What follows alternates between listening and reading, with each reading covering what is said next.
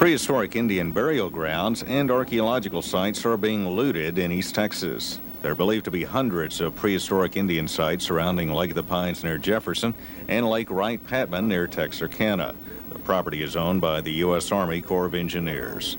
Native Americans who are descendants of the Caddo tribe consider their burial grounds sacred and say they're saddened by the desecration of their ancestors' graves.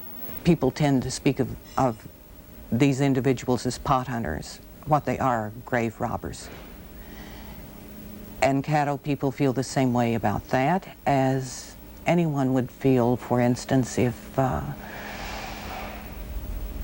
grave robber went into a cemetery or a family burial ground and prodded around in a grave in order to recover an earring, a bracelet, a necklace.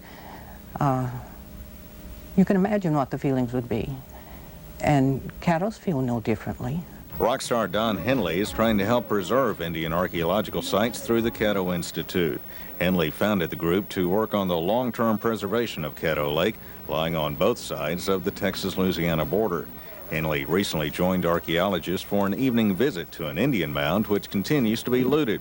It's called the Camp Joy Mound, but there's not much joy about what's happened to this archaeological treasure at the hands of pot hunters and grave robbers. Henley says the Corps of Engineers isn't doing enough to protect the sites. The public ought to know that this is their problem too.